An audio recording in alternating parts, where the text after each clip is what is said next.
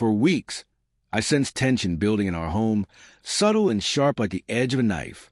My wife, once the woman who laughed at my bad jokes, had been colder lately. I noticed the small things, the sighs that lingered longer than necessary, the sudden obsession with her phone, the way she glanced at me as if she were calculating her next move. I tried to brush it off, thinking it was just stress, work, or a fleeting mood.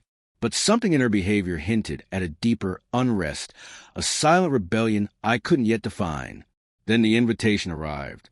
A party hosted by her ex-boyfriend, a man from years before I entered the picture. The envelope itself didn't carry a threat, but the way she waved in my direction, a smirk tugging at her lips, made my chest tighten. "It's just a gathering," she said lightly. "You don't have to worry." But I had learned that tone before, the same one she used when she was hiding something, when she was preparing for a small act of spite masked as casual behavior. I knew I had a choice.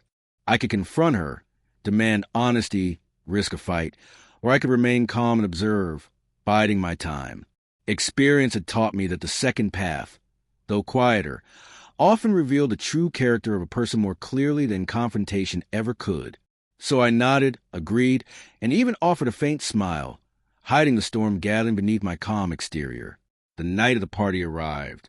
I watched her leave, perfectly coiffed, the kind of confident stride that had once made my heart race. I told myself to stay home, to let her revel in her little game, but I couldn't sit idly by. I had to respond, not with anger or spectacle, but with a quiet, deliberate strategy. Something that would make her realize that the power she sought over me was illusory, fleeting, and would never last. I spent the evening preparing. Not gifts, not speeches, not grand gestures.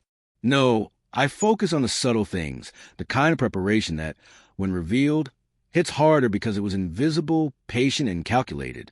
By the time I arrived at the party, I carried nothing but my composure and the certainty that the night's narrative would not unfold the way she had hoped. When I entered the room, I saw her laughing, exchanging stories with her old friends, clearly basking in the attention she expected me to resent. And yet, I felt a calm detachment. I didn't rush toward her, didn't confront her immediately. I let her bask in her little victory, giving her the space to feel in control, to taste the satisfaction of a game she thought she was winning. But life has a way of flipping perspectives with subtle gestures. I found myself at the edge of the crowd, silently observing, letting her miscalculation unfold. And then, when she least expected it, I revealed my presence, not with a shout, not with accusation, but with a simple, quiet display of choice that left her breathless. I engaged with people around her, the mutual friends who had once been just part of the background, now witnesses to the real story. The evening air shifted imperceptibly, the laughter that once seemed hers alone now mingling with a realization she hadn't accounted for. Her smile faltered the moment she noticed me, not because I barged in dramatically, but because my demeanor told a story louder than words ever could. I didn't need to speak. My silence, the very calm that she had assumed she would break, became a mirror reflecting her own actions. She had expected a reaction, anger, jealousy, panic, but what I gave her was something far more disarming. Indifference paired with dignity.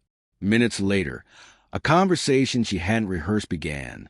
Mutual acquaintances asked questions, casual inquiries that required honesty, and I delivered not with venom, not with theatrics, but with a clarity and precision that left no room for misinterpretation.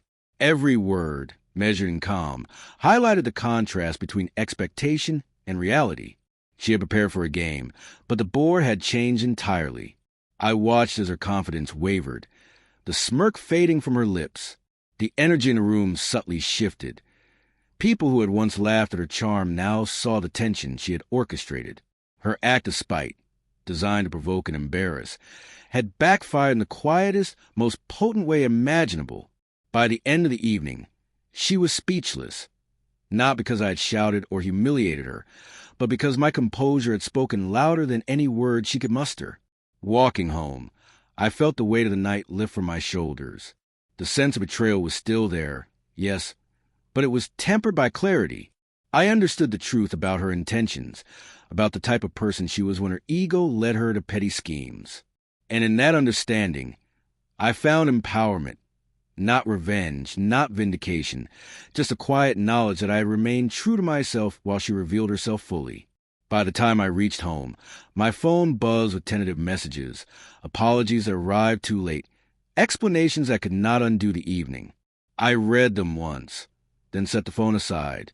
The clarity of my choices, the dignity with which I carried myself, was the message I had intended all along. In her attempt to unsettle me, she had only confirmed my understanding of who I was dealing with, and in that confirmation, I found freedom.